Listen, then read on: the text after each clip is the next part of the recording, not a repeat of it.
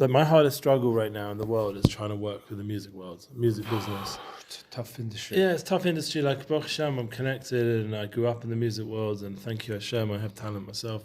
I know that I've used it that much publicly, but I've put out an album and I'm slowly re-releasing all my tracks that came down, and I'm getting here and there a few good positive moments. I just performed in London, one of the tracks, and we jammed it. It was really good. So there are still moments when music comes in use, and I Baruch Hashem, Play guitar? Yeah, I play guitar, sing, and I perform sometimes for my family, like, after Shabbos or during the week. It's like, simchas, like say, a birthday, or I used to sing to my kids to go to sleep, but they're past that stage now, Yeah.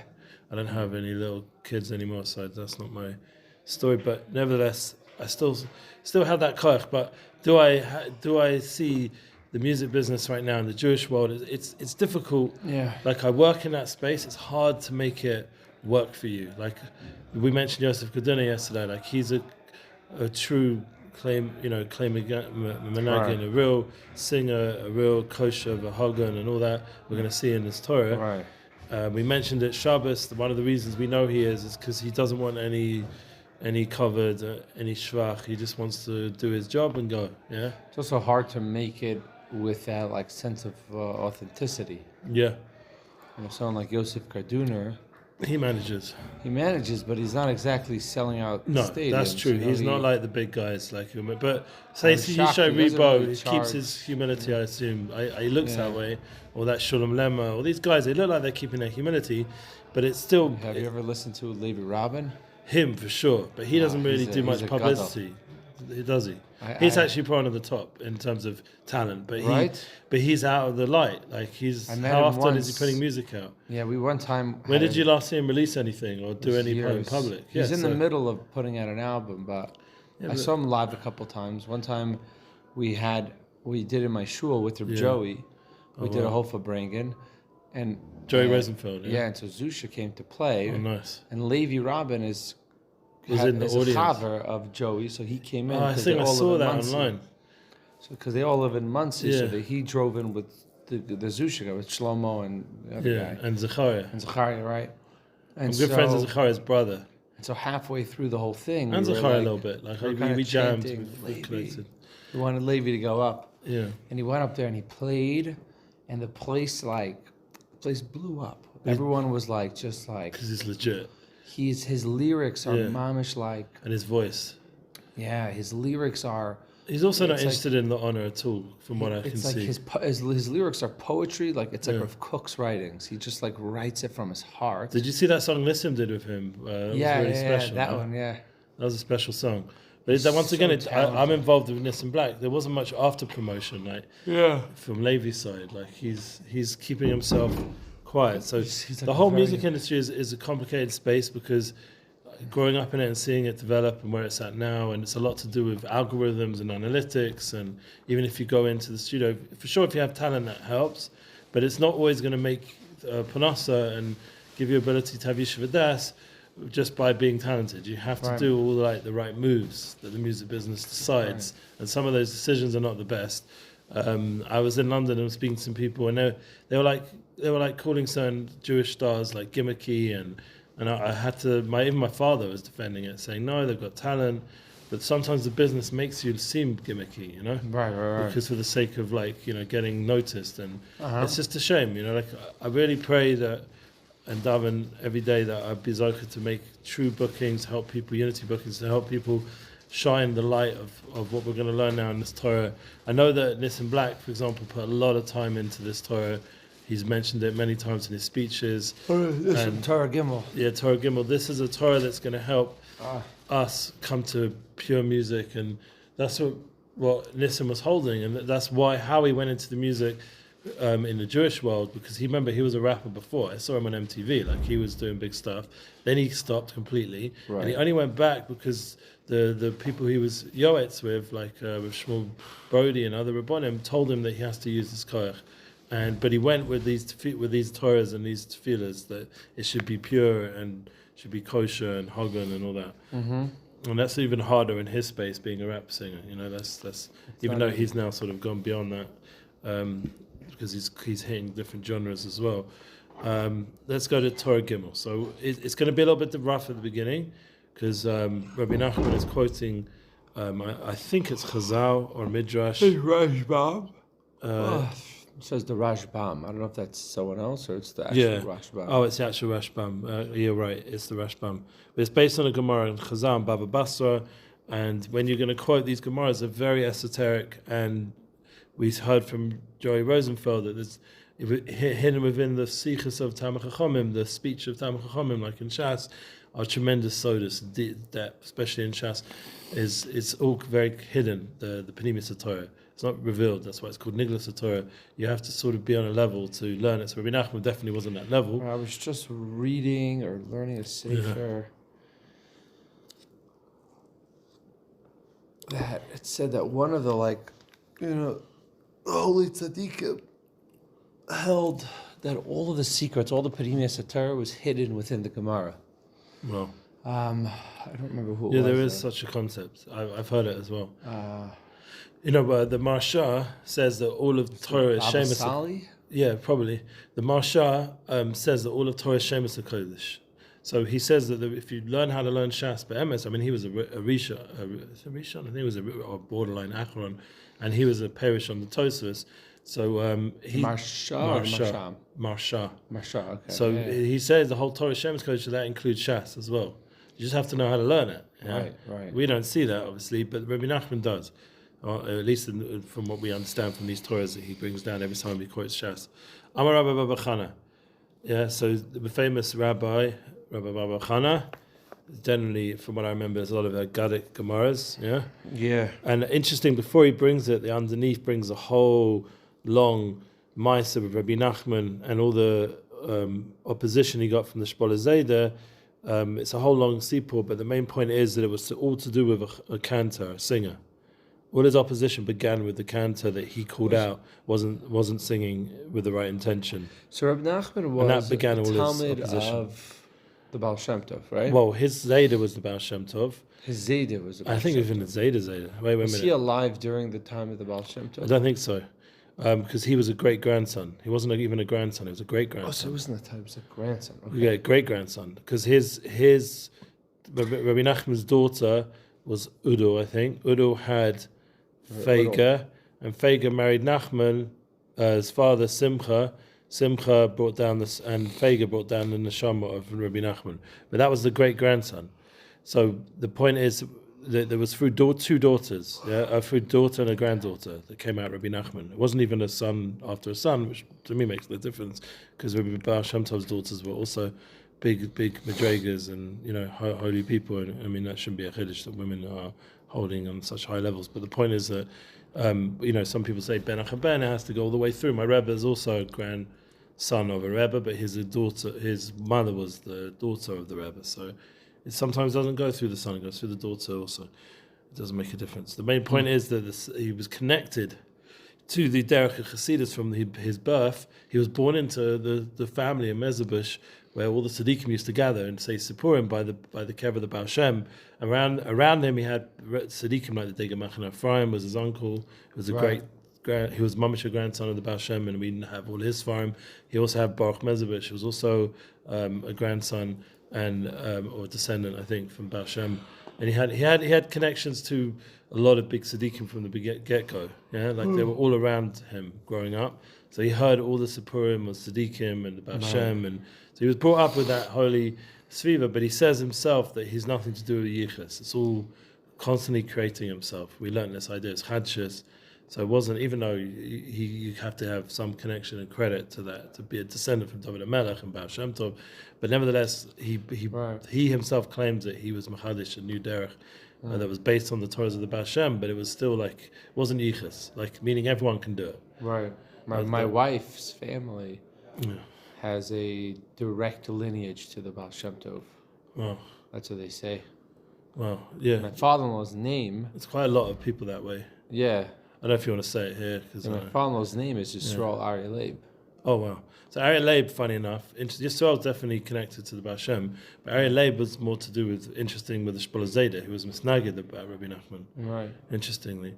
So Aryeh Leib was not a name that Breslovs would use. Oh, no? No, because the Aryeh Leib was the Baal Shem Shpoler Tov's Zayda. name YISRAEL Aryeh Leib? It was just YISRAEL. Okay. So Aryeh Leib was the Shbola Zayda, funny enough, who's Misnagid Rebbe Nachman. Huh. Yeah, and with that's the whole story here, that he had a Talmud who was a Chazan, a Cantor, and the Rebbe Nachman called him out.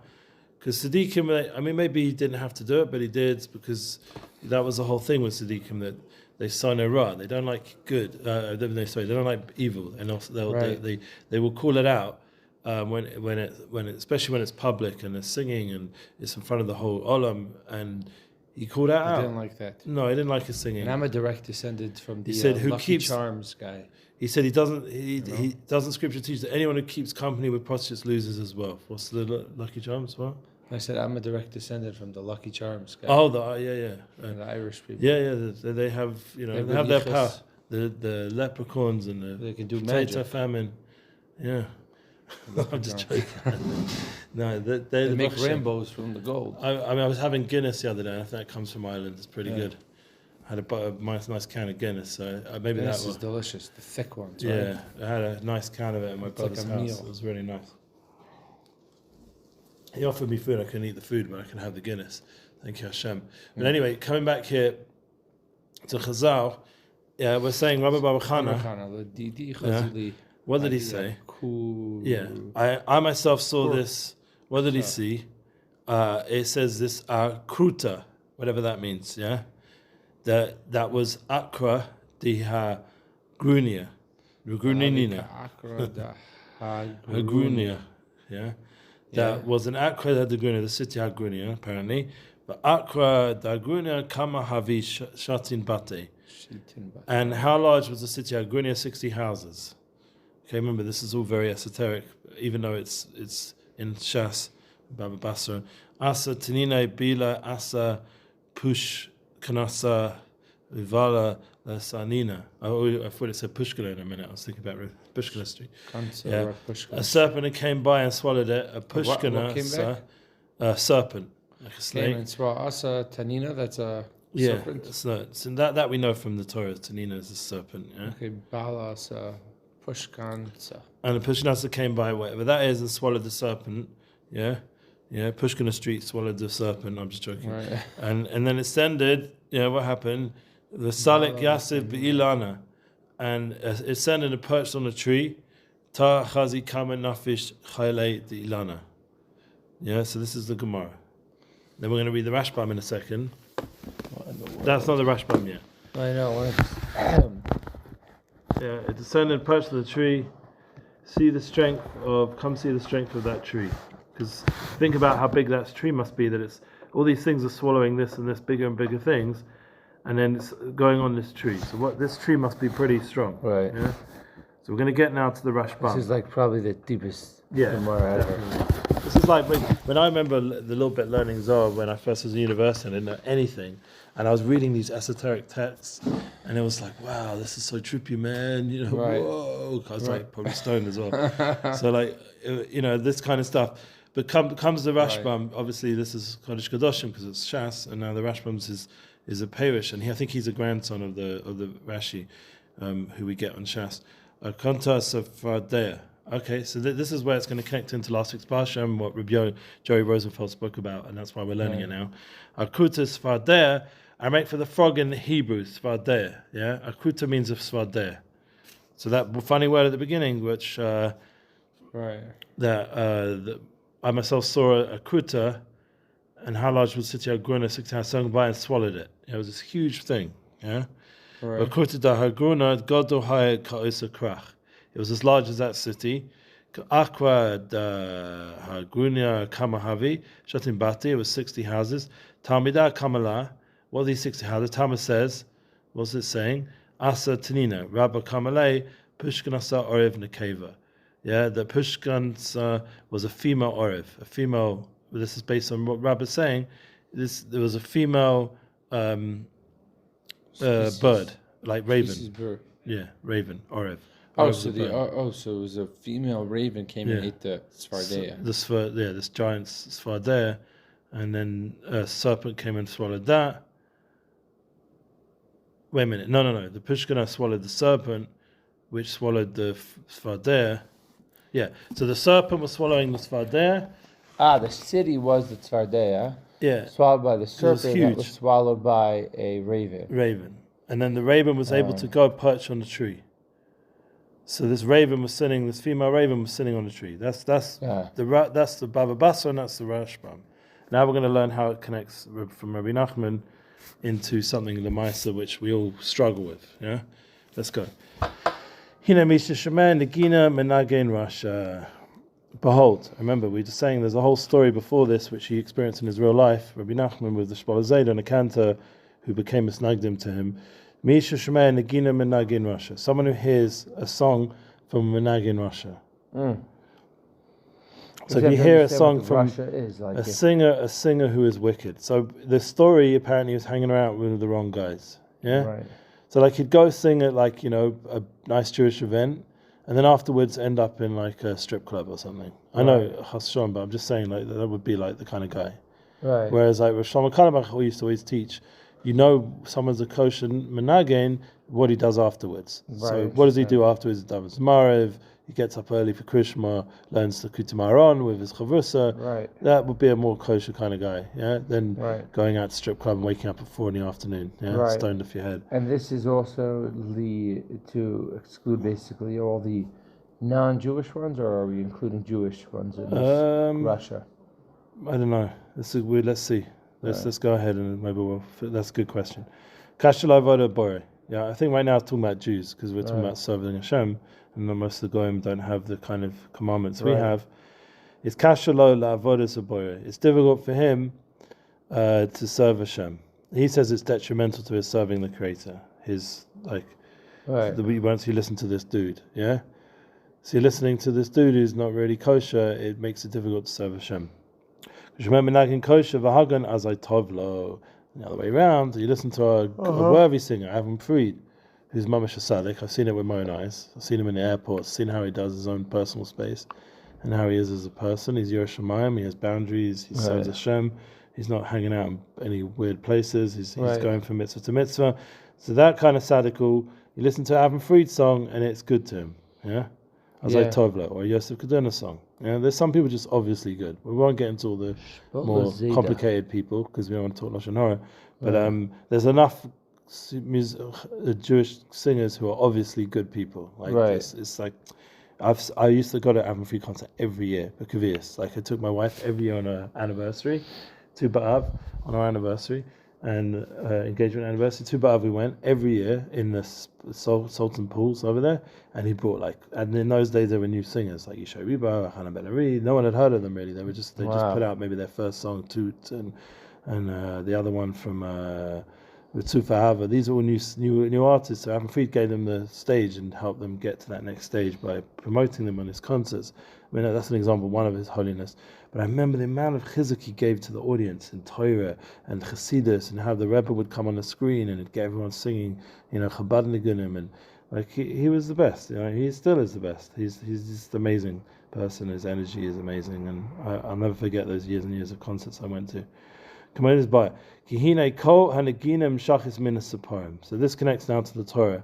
The coal, this coal of song. Right. I'm just reading the footnotes here. Yeah, you can go on forever. The voice of song. Story. Yeah, I know. It's too long.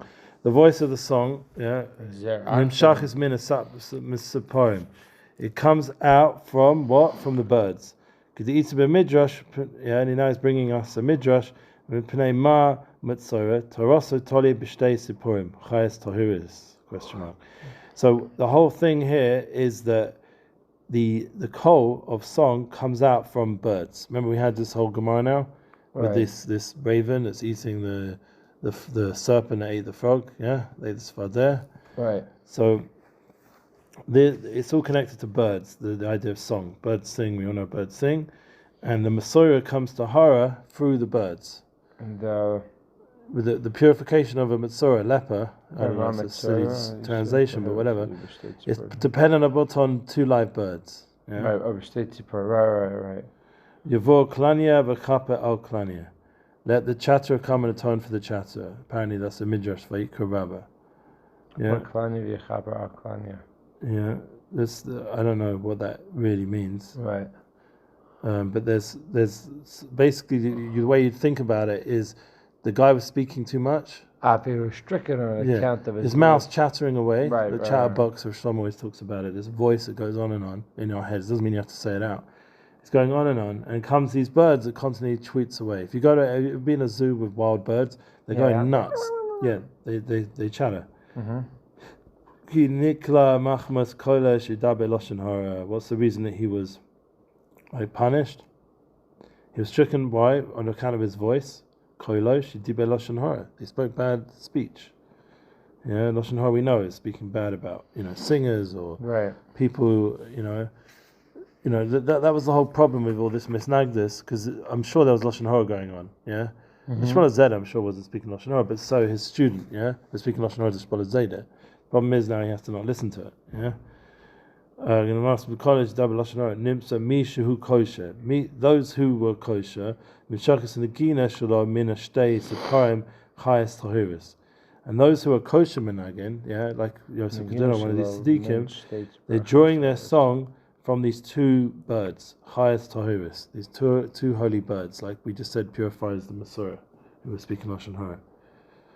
These two pure birds. Right. Kasavazor, V'yikra. Nun Gimel Amid Beis Shtei Hasaparim Hanau Yinunkim Ma'acha Neviim Yanikin. These two birds that we mentioned above, they are drawing from the Neviim Yanikin, the same place the Neviim is drawing from. There's a place where the Neviah comes from. These birds are drawing from that place. What is Yanikin? Yanikin means to nurse. Right. It's like nursing. Nurse. It's like drawing from their chiyas, their energy. They're getting it from the same place as Nevi'im, as prophets. Okay, so we got these two birds drawing from the same place as Nevuah. We see then at the... Because there is a connection between singing and Nevuah. Let's go ahead. Lekach nikra hamanagin chazan meloshin chazon. You see, what do we call a chazan? It doesn't mean a cantor, like this, silly English translation. What does it really mean? It means, whatever language that is, a cantor. It means someone who's meloshin chazan, someone who's a novi, who's able to have vision. Like the who was a choser? The choser was a visionary. He could see around the world. Right. The concept of chazan of Yeshayahu. We have a whole Shabbos chazan. We have a whole Shabbos which is dedicated to this concept of chazan, of nevuah, of prophecy. This vision of the asid, by Shlishi, where this is a kind of Hayinu Lashon Nevuah, says Rebbe Nachman. This is the Lashon, the language of prophecy. Take out the song from what? Nevi'im, the same place song comes from, the Ginim come from the same place. The Nevu'im, the prophets are nurturing from. I say myself, I've written some songs where I had a moment, not of Nevuah, but I had a moment of elevated level. Where something, I went out into a different place. I wrote a song called Eternal World. I actually just uploaded it recently to YouTube. And it's like I detuned the guitar, and I felt I drew down a light in that song that was from beyond. It's not me. I'm not on that level. Came this song, it's all about Olam Haba and Am Yisrael's journey, and it's so deep. I have it in my Eternal World. I don't know if it will come up for you now. It's not going to come up, so you have to write my name, because it's not a famous song yet. It's a deep song, I just put it up recently. Oh, nice. Cars. No, that's just stupid adverts from the stupid YouTube. One day we'll get away from all this stuff. Here we go. So it's a detuned the guitar. It's a what? This is one guitar tuned a certain way. It's I tuned it to D, a lot of the strings. Right. I just made this. I had this moment, it was during the Swiss Omer, and I had a heta to. It's like all suspension chords of D. I was playing a lot of music, and I had a heta to play, and came down this song. It's just my voice and a guitar, and it sounds much more than that. Right. Where did you record this? At a studio? Yeah, it wasn't even a good guitar. I told you the whole story. My guitar got stolen. I don't know if I told it to you. Huh? My guitar on the day of recording got stolen. I ended up using some spare guitar that wasn't even that good. From Naftali Abinson. He let me use his guitar. Shemaim was the only guitar in the studio. So I did the album on some half-baked guitar. Just had my ridiculously expensive guitar stolen and all my songs, all my equipment, everything. And I still went ahead and did the album. Wow. And it was about 22 years ago now when I recorded this. But this song is like, in my opinion, I had a moment of like, not nevuah, but like whatever level I could get to beyond. Right. It's a very spiritual energy if you think about it. Yeah. Can you hear what I'm talking about? Also, the tuning to the guitar that you're doing is a very it's like a very... and it's open, it's flowing. Yeah, it's like an open chord, and it's like just variations of a D. This sounds more than one guitar. It sounds like a whole band, but it's just me and the voice and the guitar. Kind of has like a little bit of a Beatles flavor to it. Yeah. My dad said it has a bit of Led Zeppelin to it also. Yeah, like a Led Zeppelin, Beatles, psychedelic rock, they call it. Yeah. So I'm very proud of that song because Hashem sort of sent me it as a gift. So I felt like I, on my low level, attached myself to something beyond. The idea is you're drawing it down.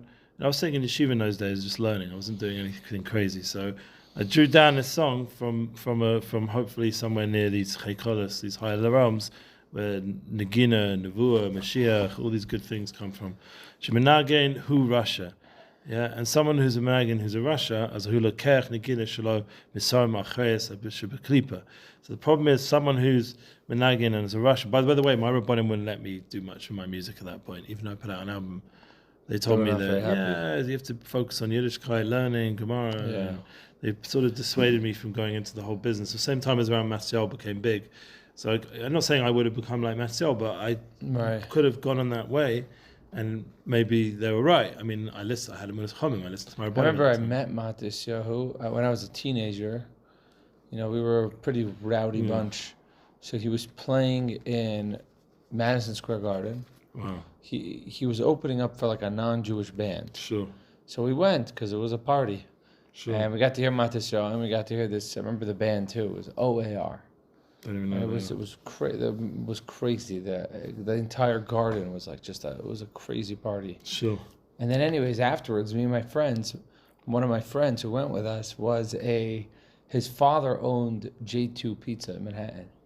Cool. And so on Broadway. Oh, you told me this. You came into the pizza place afterwards. And Matisyahu came in right afterwards. Brains afterwards. And we sat and we fabranged with him. And he was such an idle guy. Yeah, I remember meeting him. Realist guy. I had a good time to him, and also back in the day when he had his beard pairs and everything. But anyway, Alex Clare was just with him the other day, and I was just messaging Alex Clare about it. But anyway, I think he's going to come back. Yeah, that's what my Rebbe said and other people said. I think he himself said he's coming back. This whole war brought out his zealous Matisyahu. Yeah, he said himself about himself. Yeah. And he has big respect. He he said that was his music back then. Nagin hu Russia, azay hu lecher negina shalom esapim acherim. Yeah, he's getting his from the Separim acherus shebeklipa. These other side birds. Yeah, I don't know what to call them. Yeah, other side birds from the Klippers. They're in the Klipp. They're not in a good place. He's drawing down his Nagunim from the wrong place. Yeah. I'm trying to work out if Radiohead, was that guy, Tom York, he's like a bit of a weirdo. Is he drawing down Nagunim from, now we're jumping to non-Jewish, which is a whole different story, but, is he drawing some of those awesome songs from Klippa? I don't know. I have no idea. I don't know. But definitely, powerful, yeah? There are definitely songs that you are clearly drawing down from Klippa, and then there are songs that you're not sure. Yeah, because there's some power to it. Drawing down to it. I don't know. Like Bob Marley. You sing about Hashem, but at the same time, maybe Hashem wasn't so Hashem. It was Rastaman, I don't know what. Yeah, this confused. It's still from a spiritual energy. Yeah, but it was confused religion. That's why I think it was a confused religion. And a lot of weed involved and other stuff, Yeah, I think I don't think it's pure. You find that with, in general, with psychedelic infused music, which is most of the spiritual music, aside from someone like Leonard Cohen, right? He's another other discussion because I was just in London with one of his guys, right, and he told me he brought him to Israel, and he specifically was wanting to give the money that he raised, which was millions. He wanted to give it to unity causes, but also like pro-Palestinian. That's the way this guy said. I don't know if that's true. Right. And this guy said to me, yeah, he was pro-Palestinian, and I said to him, I showed him some, other kind of people. He said, right wing, they're never going to bring unity, those guys. I'm like, what are you talking about? Like, how unity has to come from both sides. That's the concept of unity. Right. So he was like, no, those guys just want to kill. I'm like, I don't know, man.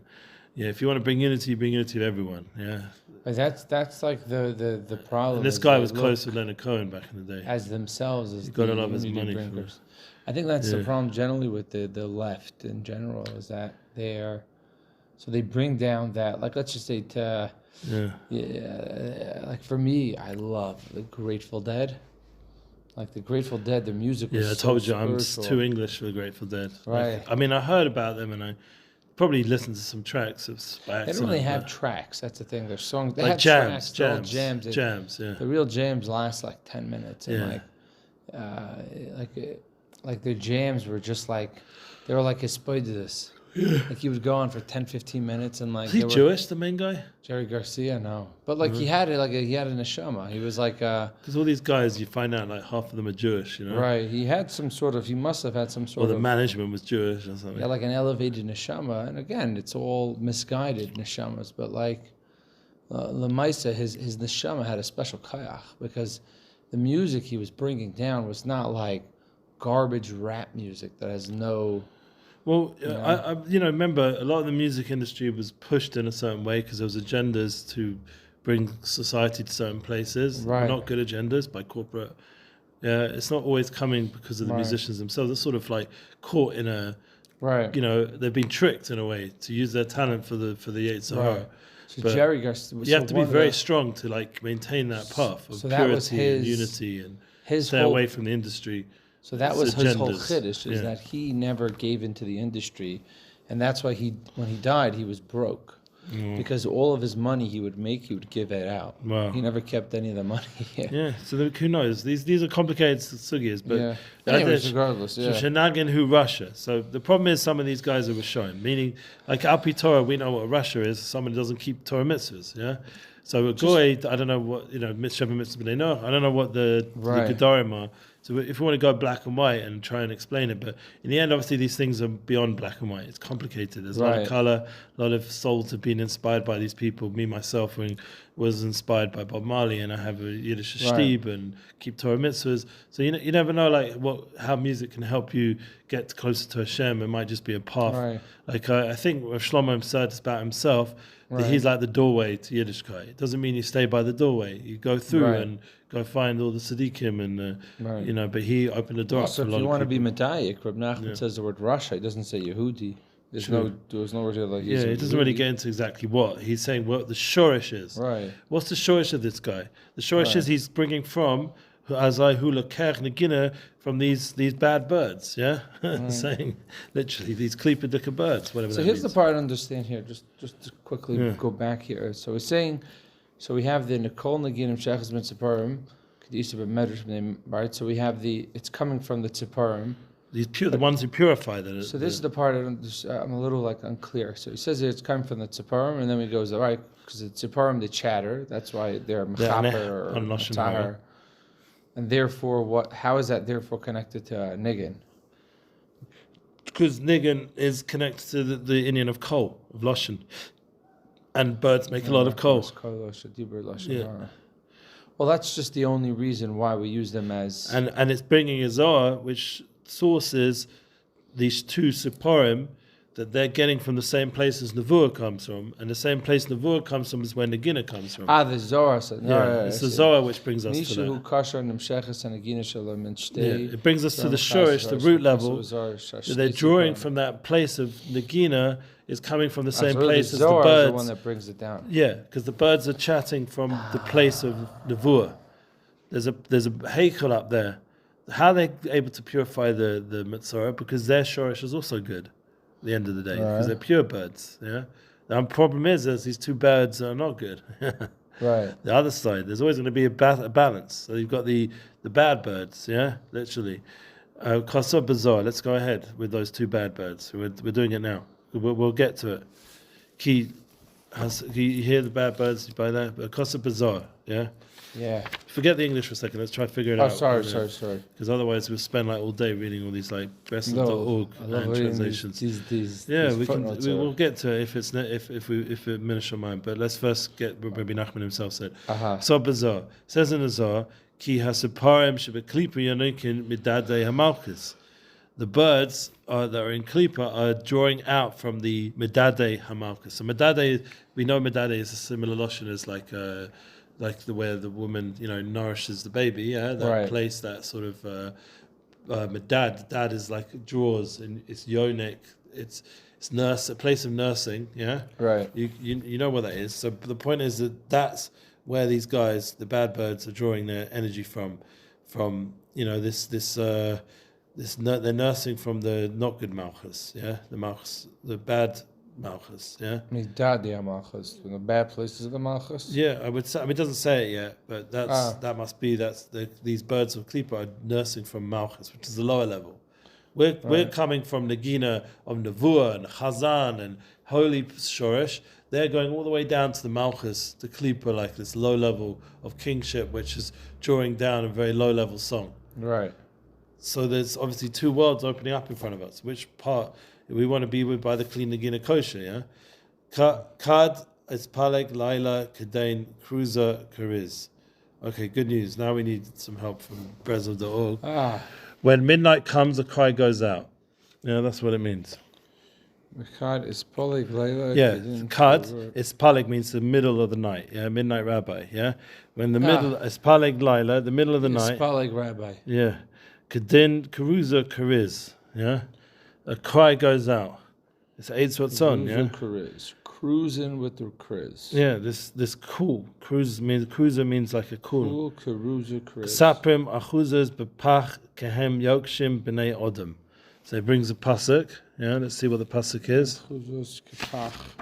Bepach, like two birds, two birds bound. Caught in a trap. Pach is a trap here? Yeah, and B'nai Adam is in that trap. Kehem Yoksh and B'nai Adam. Yeah. So this is hard stuff. We're not going to say it isn't. Right. That these birds are caught in a trap, and they are ensnared like the children of man are ensnared. So they're caught. Everyone's caught up in this not good place. So basically, that's what happens. Like, think about all the talented musicians. How many of them have lived normal lives? I could probably count on my hands. The Sting, Stevie Wonder, like two or three guys who are still alive, have a home, a wife, kids, aren't addicted to drugs or in rehab or dead, yeah? Right, they're all have very, very, very complicated and I think lives. it's partly because of this Nakuda that they get ensnared into the YITZCHAK. Right. So you have this beautiful talent like Elvis, but his manager's like the YITZCHAK mamish. It's got a gambling. Say that being Jewish? That people say that, yeah. I was reading people say he's Jewish, yeah. Ginsberg's pamphlet on Shabbos. Yeah, people talk about him being Jewish. And he had all these gematrias and talking about Elvis and Marilyn Monroe's. Yeah, a lot of them are Jewish, but they got caught up with the YITZCHAK. The management was bad news. What's interesting is that it's pummeling drugs into him to keep him performing. Instead of helping him. That's one of the things I discuss with a bunch of people in the music business. It's not just about the musicians; it's also about the management. And one of the things my friends who's a manager for a bunch of artists, he has an attention, and this is like a new movement of management where they want to actually help the artist live a good quality life because they care about him and not just get what they can out of him and kill him. Yeah, right. Like which is what's happened to a lot of artists. They've literally been like sucked dry to the point where they die. Okay. So let's go ahead with the text, and we'll come back to the English. Right, here's the part that I'm trying to understand. Yeah. I guess maybe because this is the part I'm a little confused on. So that's the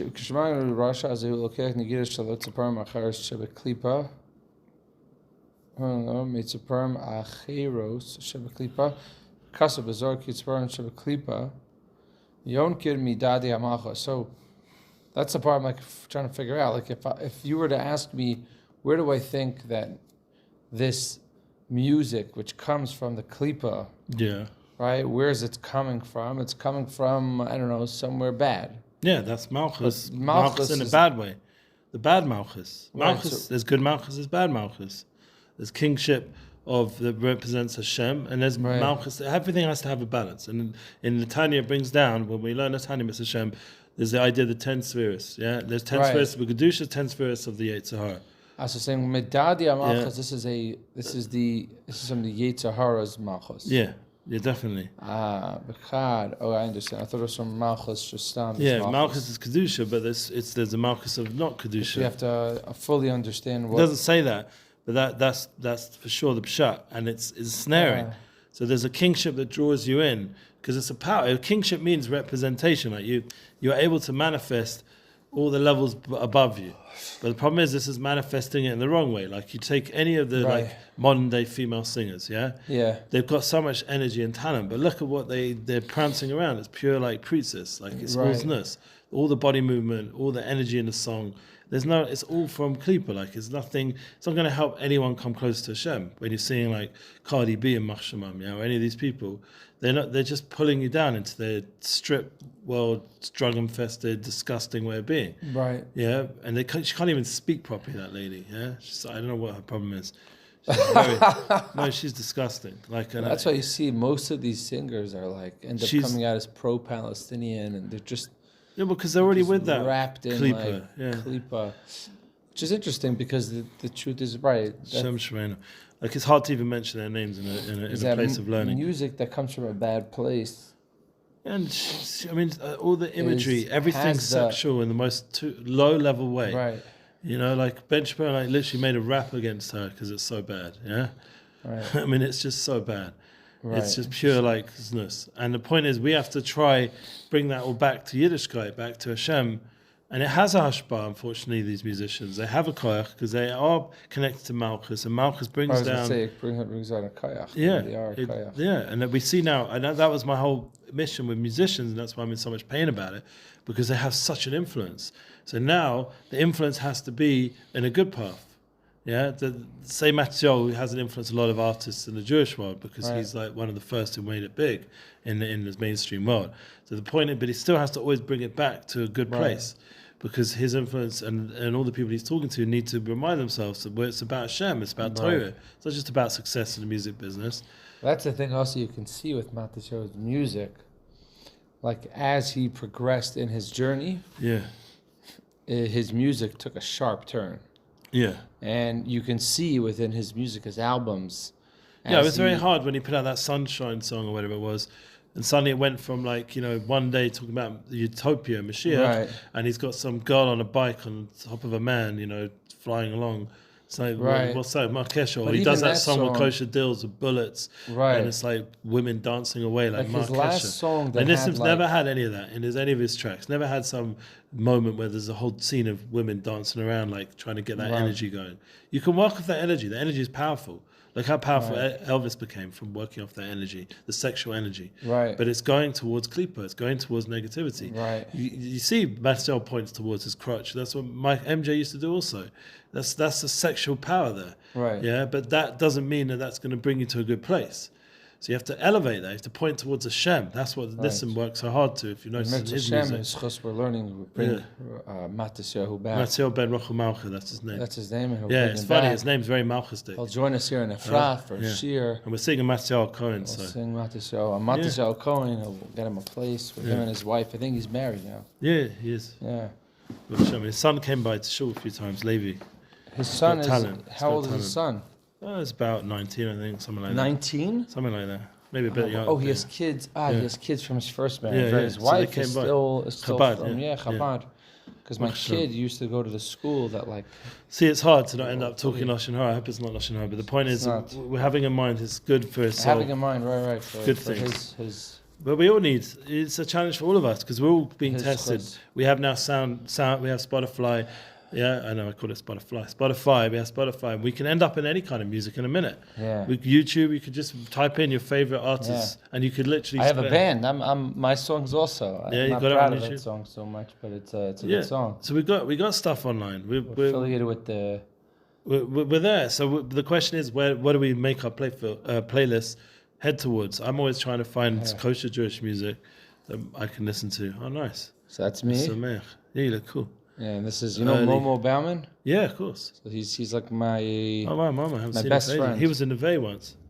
And then this is Rabbi Yossi Schwartz. Mama is very close with the podcast, no? Meaningful People. That's his podcast. Yeah.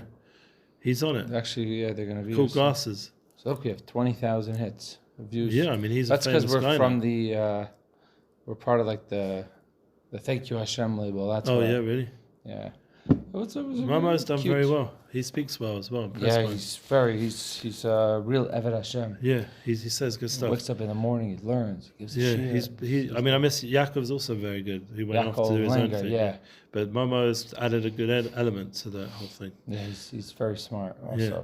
Seems that way. Okay, Baruch Hashem, I like his glasses as well. His glasses, yeah. He's got cool glasses. Anyway, I know that's silly, but that's what stood out. Okay.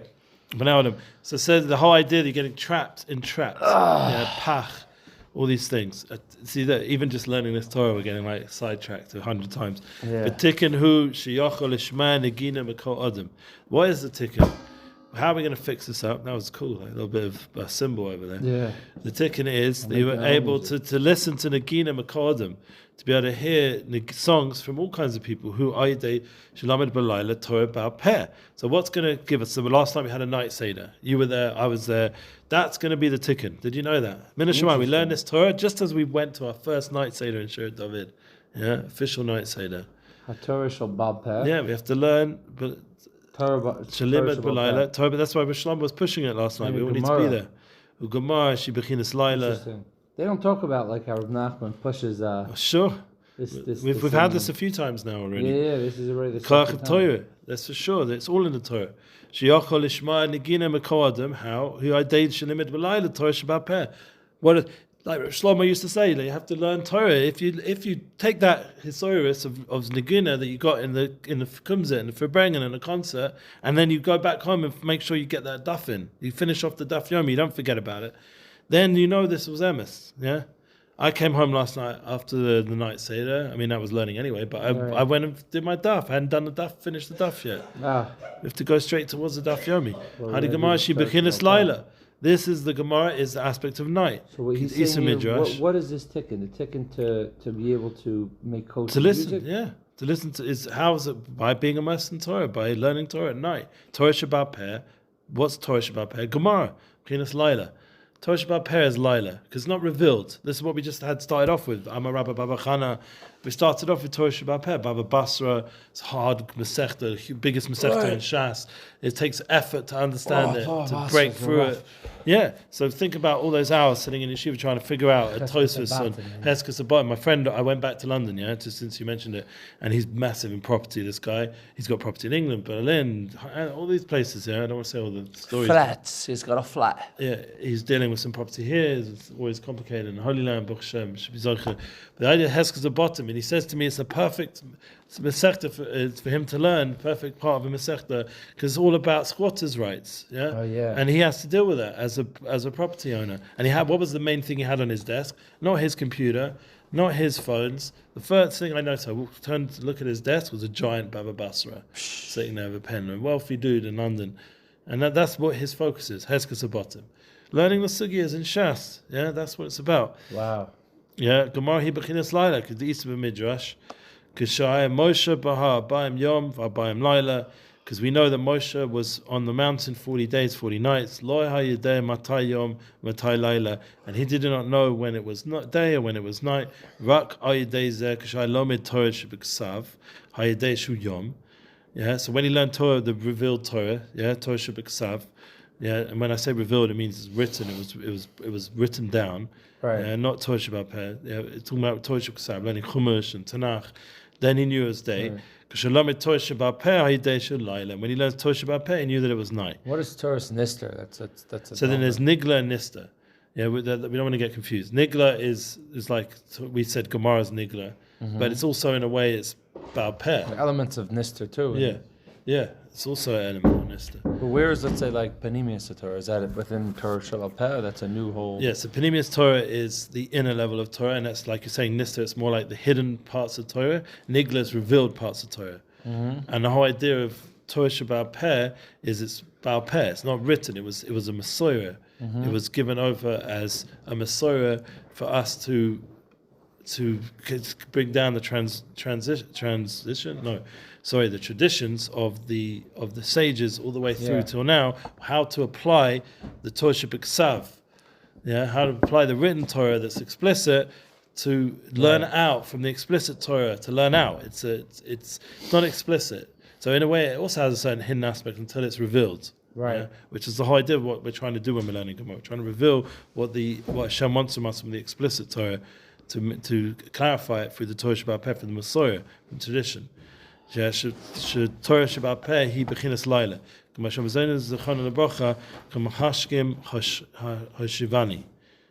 So it's a Gemara in Sanhedrin.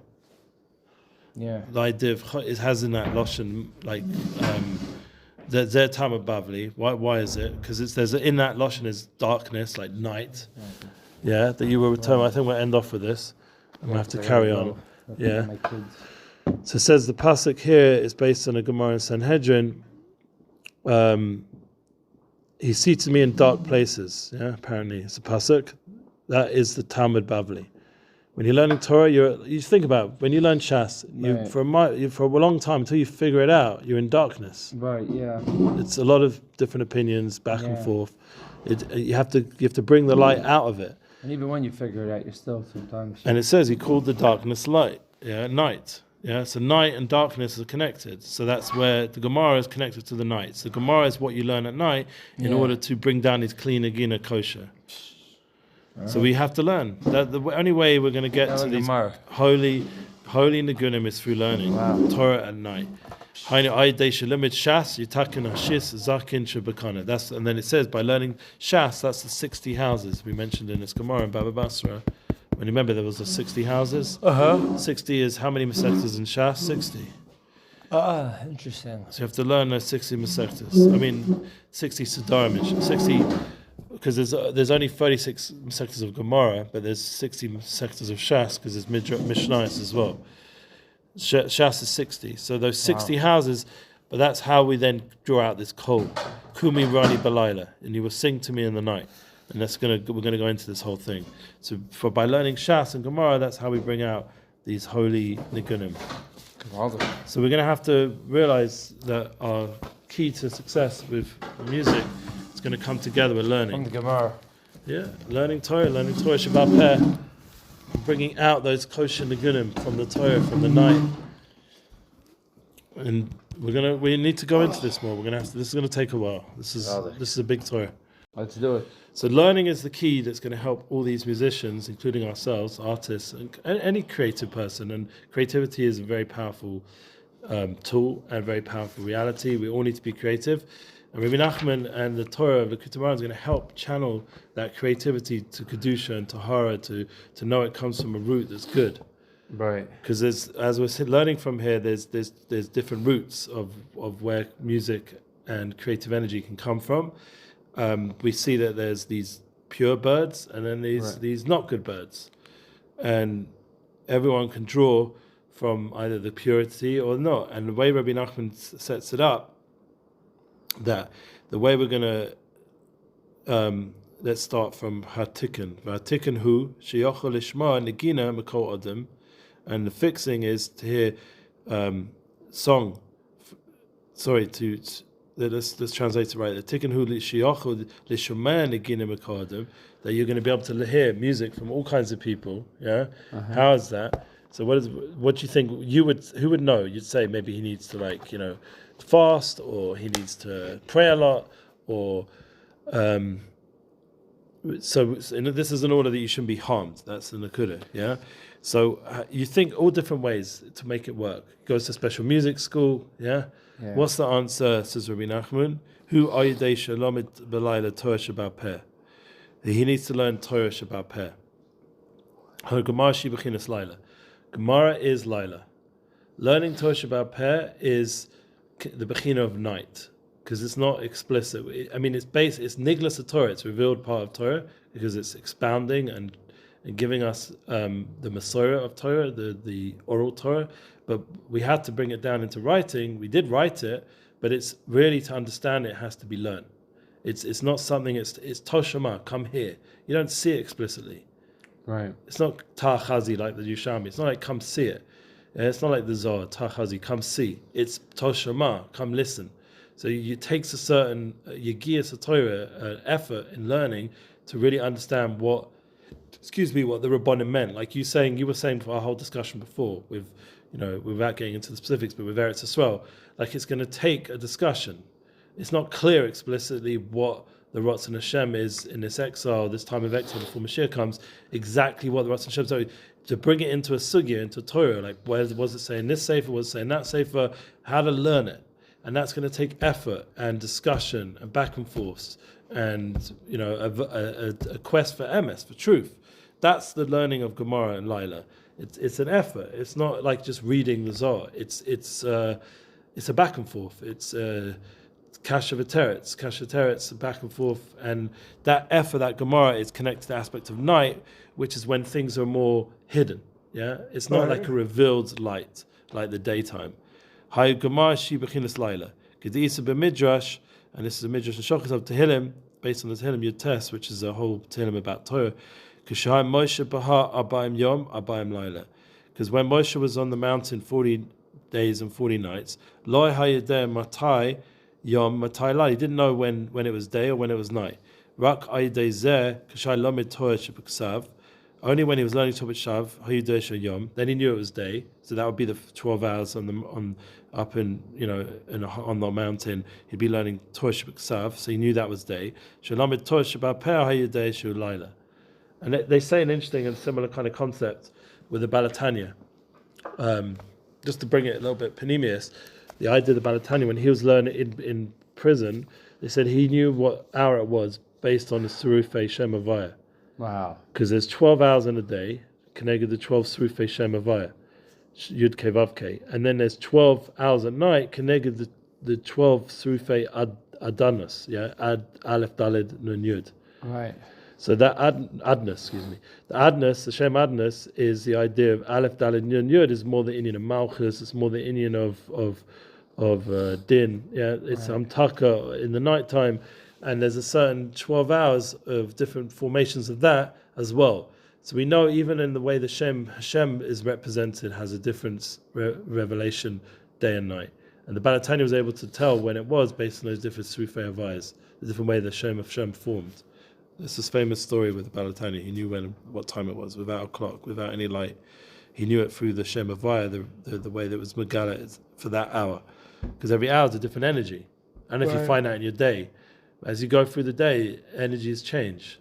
Yeah. Right? The morning's more fresh, more rachamim, more chesed. As the day goes on, the middle of the day gets a little bit difficult. Yeah, that's more maybe the Shem Havaya based in a different way, expression, more judgment, and we have to sweeten that. Through mincha, through other things, Torah Sheba'Peh bechinas Laila. Torah Sheba'Peh is the aspect of night. The fact that that's what Moshe Rabbeinu would learn at night, and Nahar is the raya that showed him it was night, and that's Gemara is connected to the aspect of night. This is where we pretty much were yesterday. That from the Kosher you will return to me. I think it means Let's just translate that. Sorry, no, I made a mistake. He seated me in dark places, says the translation. Machashishim hashivani. I don't know why I thought it was tshuva, but it means to sit. He sat me in dark places. Zer Talmud Bavli, Kitsiv, L'choshe Kra Laila. And that we know from Bereshis, that the darkness he called night. Mm-hmm. So if we're connecting Talmud Bavli to darkness, and darkness is light, so Talmud Bavli is night. Right. Yeah? So it's a whole Torah. This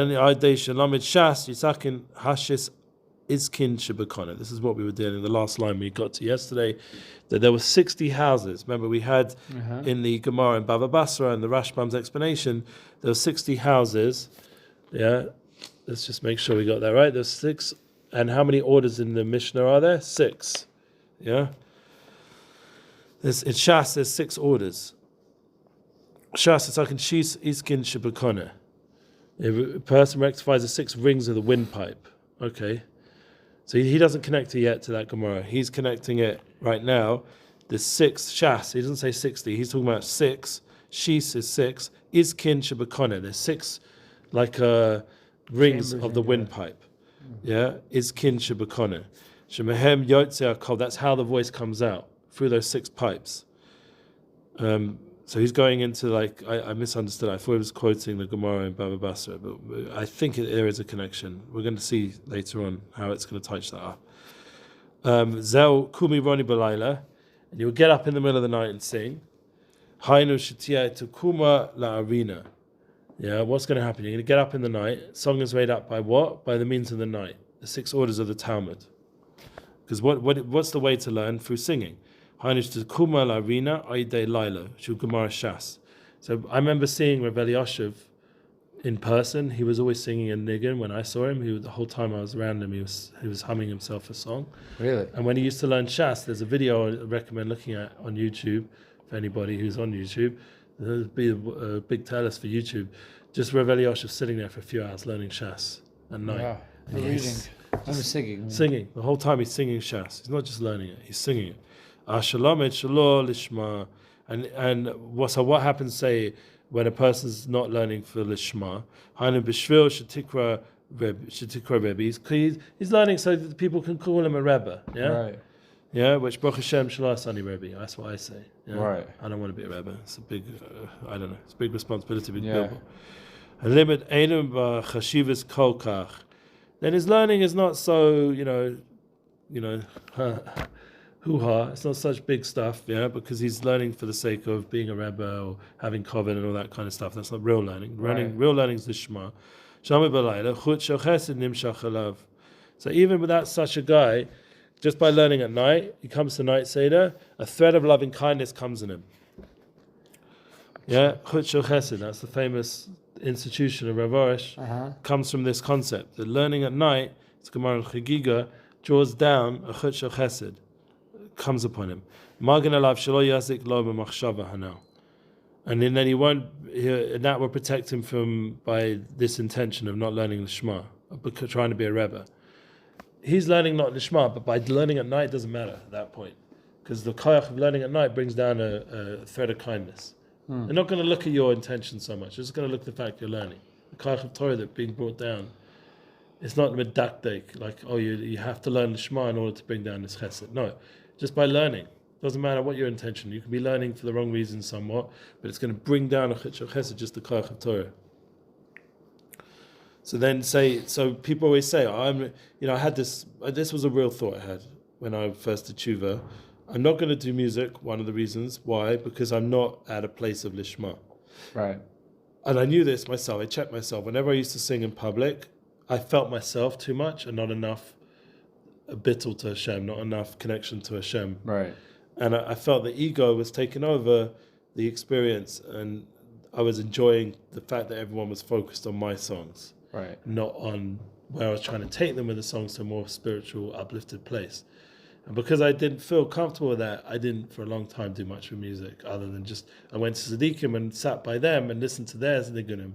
And I hoped that by being around Tzaddikim would purify my lack of lishma. Right.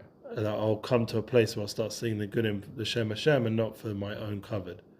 That was something, honestly, I went through that for a bunch of years. I didn't perform, I didn't do anything with music. I literally you see that with a lot of Baal Teshuvas. I was reading that, like Yosef Karduna. Yeah. When he first was Choser B'Tshuva, he did not play music for a while. Yeah. Until a certain tzaddik told him to. Yeah, that's what happened in Nissan Black as well. Like, it's good to have a lot of preachers because you've been around the wrong vibe. So you've been around rock and roll stars who it's all about them. Right.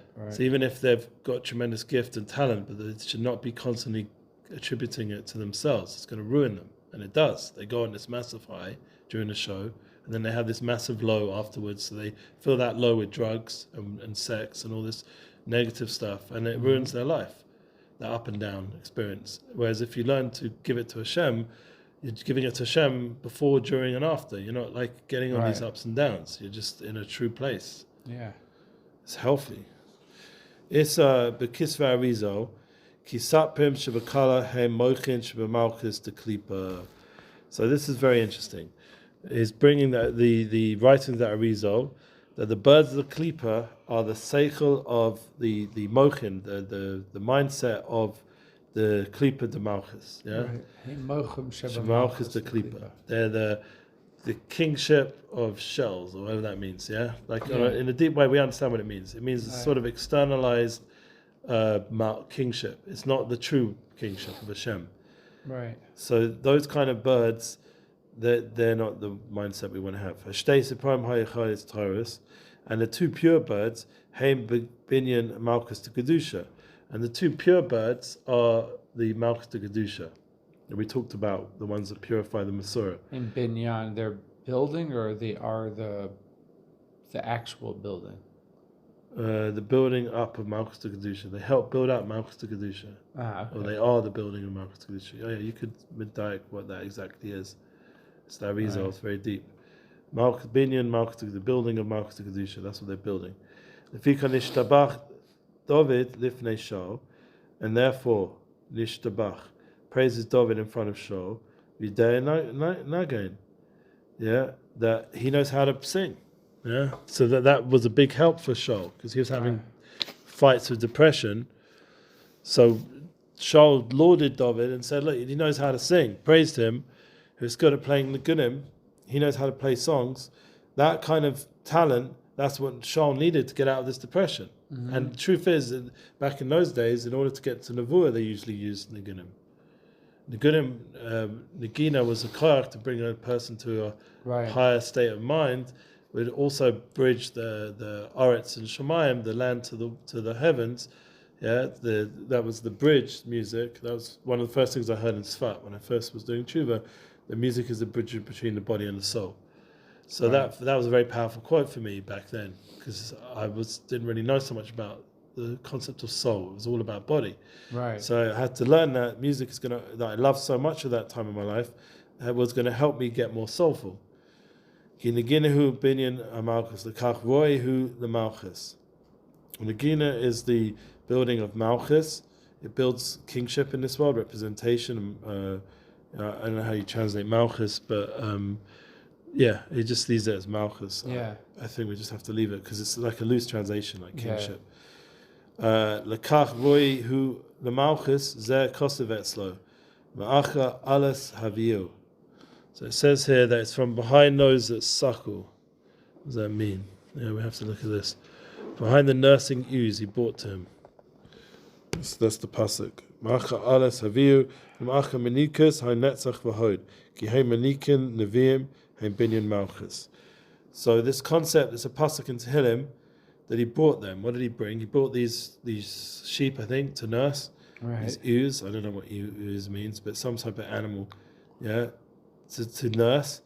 They are coming after the menikus. What are the menikus? The nursings. Netzach v'hod. Right. Netzach and hod is like the two midas that stand everything up and give the ability for it to have a kiyum. They say that Rebbe Nachman's Svarim are all connected with these concepts. Nahim. It's Nahim Torah. Netzach hod yisod malchus. That's Rebbe Nachman's. That's where Rebbe Nachman's tchum in terms of the spheres. Oh, it's Netzach. Whereas Chabad is more Chochmah Bina Das, obviously, and general Chassidus is Hagat, Chesed, Gevurah, Tiferes. It's more to do with the body of the sphere, the central body of the spheres. Oh, interesting. Whereas Rabbi Nachman is dealing with the lower elements. So it's interesting, even in his Torah, he's talking about it. That Netzach and Hod, Ki Hey Manikin and Avim, Hey Binyan Malchus. The way you build the Malchus, you have to have this Netzach and Hod to hold it up, and they're nursing from this aspect. Yeah, the Nevi'im. They're nursing from which aspect? The prophets are the concept of building up Malchus. So they nurse, they suckle. So let's read what it says here, because it's beyond me, honestly. Deserving of Malchus kingship. That's what he's translating kingship. As you've seen, the voice song is a source of Malchus, because David was good at playing music. He was eminently qualified to rule the Malchus of holiness, the kingdom of Israel, for Malchus was built up through song. So we built up kingship through song. Yeah. Shirat David. That's the kind of Shirat David we want to connect to. The Malchus of song. Yeah. The nursing is Saku. When tending his father's flock, David took special care to ensure that each one received the precise nourishment it needed. First, he took out the young sheep to pasture they might eat the soft upper part of the grass.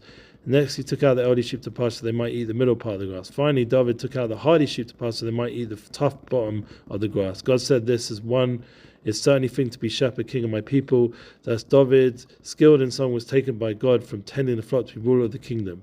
Netzach and Hod, building up the Malchus. Malchus is nothing of its own. Yeah, the latest Navik home. Right. That's the Klau and Chassidus. By solely of which Netzach and Hod give it, namely Mochin. So the only way that Malchus can exist is through Netzach and Hod, the vessel which receive them, and providing these Netzach and Hod construct Malchus.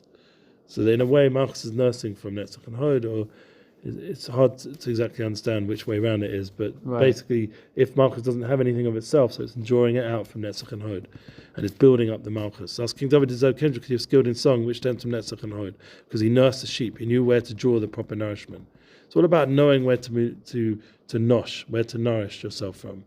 So you're nourishing yourself from Chassidus, so you're nourishing yourself from, some thought leader out there that's, Peterson's a good guy, but like he's probably the best of them. But you could say some Nebuch, you get caught up with, what's his name, with Andrew Tate, the Abdul, gets caught up with someone like that, you're not really nourishing from the right place, because he's just a Baal, Gaiva, whatever he is, yeah? Interesting. He's overly focused on his greatness, and now he's got caught up with Islam. It doesn't help, yeah. So, because then it's going to militarize his mindset rather than guide him in the right way. The Talmud teaches that Doeg, the one who lauded David, actually slandered him. And apparent Doeg extolled David's Torah knowledge and ability to clarify the law. In fact, he intentionally spoke in a manner that's caused Shaul to become jealous of David and desired to kill him. The reason God's spirit left Shaul because he was blemished prophecy. Right. So as Hashem commanded, Shmuel instructed Shaul to wipe out Amalek, and he had to get rid of the Malchus of the Klippa. He didn't do it fully, and the Malchus of holiness was blemished because of that, and the Lashon Hara he got from Doeg, which also blemished. So David was every night. What was he doing? He was studying the Torah Sheba'al Peh. He was learning all night. Remember the Gemara Brochus. He used to get up every night with a niggin, would wake him up from his kino, and he'd go and learn all night. Not that he was sleeping much anyway, but he'd go and learn all night Torah Sheba'al Peh and make nigunim and write Tehillim. His Torah was a Torah of loving kindness. David also sung many songs in praise of God. When married, rectifying both voice and speech, and was duly deserving kingship. And that's how he helped heal Shaul through his songs. So Shaul was praising him. The reason the song which borrows the prophet stems from Netzach and Hod, the two spheres, nurse and Malchus, posted by the Vitali sees from one of those two mantra and Malchus. So you see the importance of learning Torah Sheba'al Peh at night. That was the koach that gave David a Melech to come on his Miras Yisrael and build the binyan of Malchus. So it's very important, this. It's like we said, what are you going to do after the show? Yeah, what's all these famous singers going to do? They're going to go have an after show party, get drunk and go to sleep, with who knows what kind of other nisyonis going on, or they're going to finish their show, give chizuk to Am Yisrael, and then go afterwards, after saying hi to their wife, sit with a little bit of a Gemara or something. Mm-hmm. I remember there's an Aviata Bon I saw when he went to Tel Aviv, and you see him, his whole journey going to Tel Aviv and the whole energy there. And it's not easy to go perform in front of all these people, and he's about tshuva. Right. And then what does it say at the end of the video? You see him, if you watch that song, it's a great song. Which one is that? I'll send it to you. I don't remember the name. I love Aviata. I'll send you the song and the video. Watch the video, and in that end of that video, Aviata Bonai, he's sitting learning in his Torah room, learning like a Likutei Moharan or something. That's what he's doing at the end of the night. He's not partying. He's not high level with all the glory he's getting from the audience, getting caught up with that. He's coming home to his family straight away, and he's busy learning. Wow. I saw that by Nissim as well, many times on his show or on his tour. He'd go do a spodidus on the plane for hours. It was like Rav Orish. What was he concerned after all the things we did? He has to have time to do a spodidus or his late night avoda of learning to catch up anything he didn't manage to do during the day. That's like the Sunday. That's why he's busy, straight back to his avoda. My Rebbe, when you come speak to him, he's always got a sefer in front of him. Right. So as soon as anyone walks out, he's back and learning.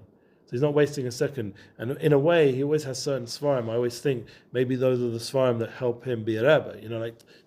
He's very makusha to those tzaddikim, and that's his way of, the Lubavitch Rebbe would always talk about his Frierdiker Rebbe. So he was always with the Frierdiker Rebbe, everything he did. So he never felt like the Koach Kedusha Torah was coming from himself. It was coming from a Devekus to a bigger tzaddik before him. Interesting point. And that was always his thing, the Nossi Ador.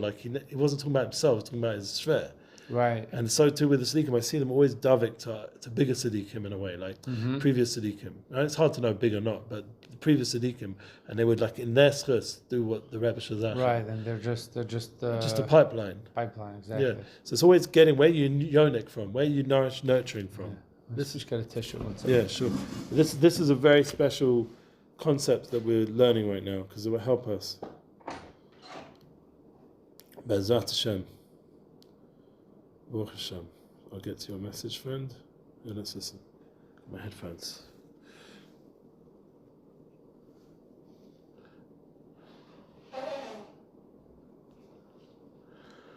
I'm going to ask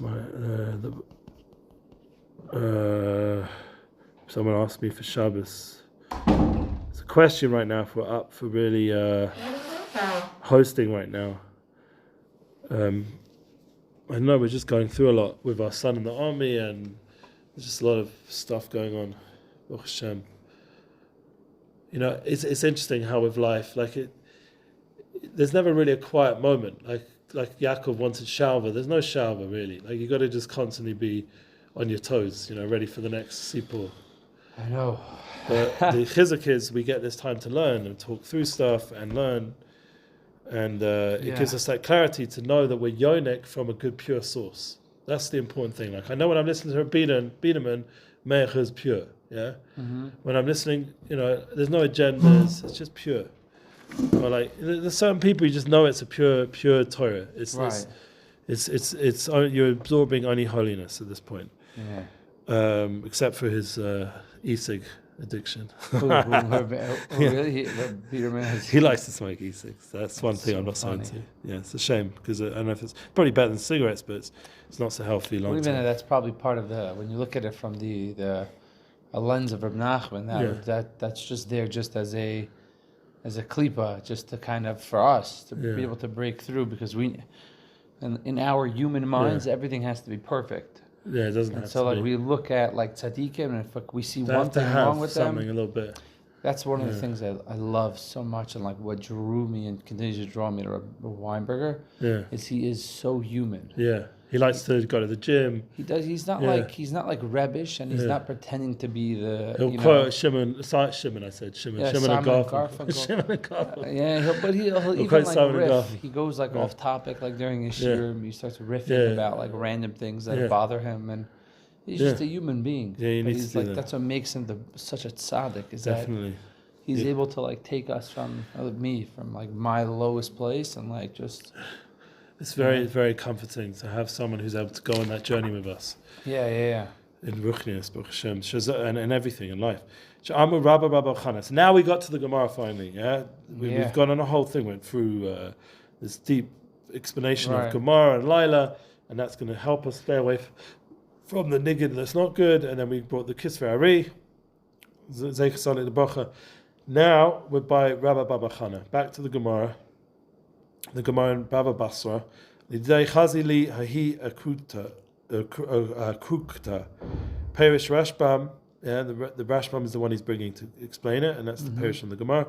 Sfard there, and this is a little bit what Rav Joey Rosenfeld was talking about Shabbos Day in the Musaf, and encouraged us to learn this Torah. We were going to learn it anyway, but it sort of gave us a push. Harasipur there.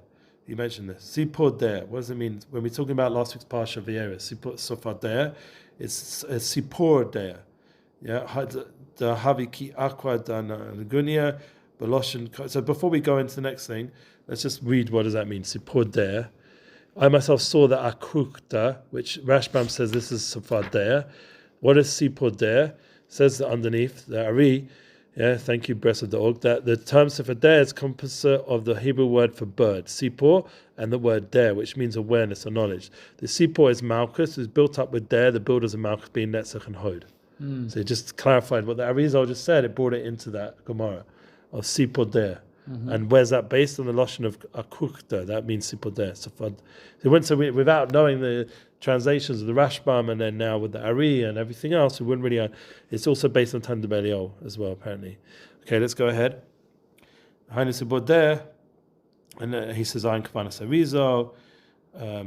So obviously this is very deep concepts. The Haviki Akra the Hagrunia Maloshin Kra Bagoran. Remember, we mentioned this idea that there's these 6 Masechtas in Shas, connected the 6 pipes, bless you, the 6 pipes in the throat, Yeah, so we're going to say that this is the Gra Bagorin, crying out from the throat. Song is drawn from what? The Sipod Dea. That drawing out from Malchus and the Yanuka from Netzach and Hod, the Dea, the Das, from the good place, and drawing it into the throat. So you call out, yeah? This is how we're explaining it. And then it goes on to say, the Akra da Gurunia Kama Havi Shitin Bati. Hani Aidei Mash Tatakim Mechinis Kra Bagoin Aidei Shitin Bati. 6 houses. I made a mistake last time. I thought it was 60. Oh no, it does say 60. So I was correct. 60 houses, the 60 tractates of the Talmud. I was correct when I said that the other day. But there was the 6 pipes, which are the 6 Seder of Shas, which goes through, that each one is 60, like it expands into 60 Masechtas of the Talmud. Thus the Rashbam comments, the Talmud says one should study Talmud. Yeah, that's the point. But how'd you fix up the throat? Shitin bate, shitin mesechtas, the 60 mesechtas, parashrash from Talmud del Kamala. By learning the Talmud. Hainu shalimid Talmud. You want to fix up the throat, you want to better draw down the right kind of negunim to call out to Hashem, you have to learn those 60 mesechtas. That's what the Gemara really meant. Right. Asatani billah, parashrashi rabba Kamala. Yeah, it says Hainu Aidei Shalamed Shalol Lishma Viva Oisa Hanachash. Yeah, so a serpent came by and swallowed it. What's that? Rabbah says this is a study was not for its own sake. Right. So what happened? The YITZCHAK swallows it. Zer Perish Rashban Rabbah Kamala Hana Aidei Shalamed B'Shvil Shetikra Rebbe. You're learning for the sake of becoming a Rebbe. Yeah, right. You're not learning for the sake of the Shema for Hashem and for His glory. So that's a problem. Asa pushkanasa, not pushkana, like we said joke last time. Right. Pushkanasa, a serpent came by and swallowed it, and then what came along? A pushkanasa came by, and we said that was a raven. Orev. Right. Orev is also Erev, the night. Yeah, Perish Rashbam Orev, Hainu Aidei Shalimad Balayla. Because Orev is also, the raven is connected to Erev. It's the same thing. Also Horev now as well, like we say in Bichas Torah. It should be pleasurable, the learning. Yeah, it should be a pleasure of ruchnius pleasure. Right. That's the Orev. Yeah. Interesting that we're using now an Orev as being it's a good positive experience. Yeah, exactly. Everything has a positive. But Loshen Orevis. Usually night. We associate a raven with a negative connotation. Yeah, very good. And that's the Orev, the Laila. And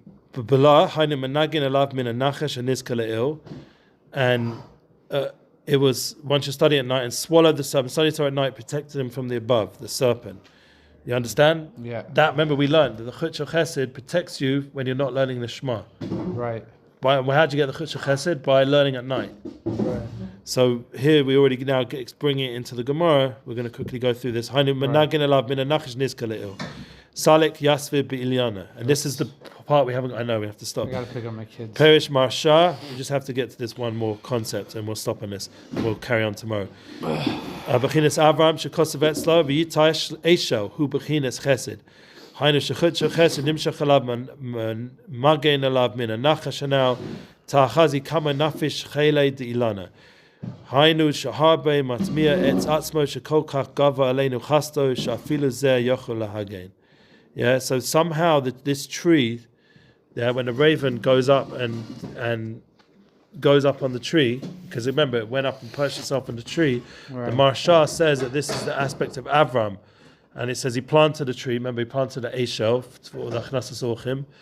This corresponds to loving kindness. Yeah, he did Achila Shtia Velina. Right. The thread of Chesed that is drawn upon him protects him from the serpent. The Chutz Chesed. That keeps away the nachash, the loving kindness, the eshel, and by learning at night, that also protects you from the nachash. So you see, so then you're protected from this nachash, is trying to make you sing not songs of kedusha. The learning at night brings you back to your shorish, which is the kedusha dika songs, kedusha dika das, the das kedusha, and that is connected to the tree. And we're going to learn a little bit what that tree is, I suppose. This concept of the tree is connected into Eitz Chaim, I assume. And we hear saying it's the Eshel of Chasodim, of Ahavas Chesed, yeah, Bechinas Chesed. So loving kindness. So we're going to get into that, how it connects into the learning at night. You draw down this Chutz Chesed. We're gonna bring this into. Right. We're gonna have to. Very deep Torah. Yeah. But and the fact that this raven goes up on the tree, and what it means, the tree, and right now we're saying it's the tree of Avram Avinu of Avas Chesed, of doing acts of kindness, and that sweetens and protects from getting caught up with any of the negative. But basically, what one tzaddik once said to me a long time ago: if you want to survive before Mashiach comes, and not even that, thrive. If you want to be able to be mashpia, give over good energy to Am Yisrael. So one Rebbe told me you have to be b'simcha. That's my Rebbe told me. Mm-hmm. But another person, actually Talmud of Morgenstern, actually said to me, you have to have connection to a tzaddik, because he's going to give us this guidance towards learning at night and drawing it down the Chutz Chesed and connecting ourselves to the good shorish. Like the night seder here Sunday night. Yeah, and that's a big step forward for all of us, and we should keep it up. That's All right, I'll see you tomorrow. Yeah, looking forward. I think the learning in the morning is also huge. Best preparation for davening is learning, and Shkama spoke.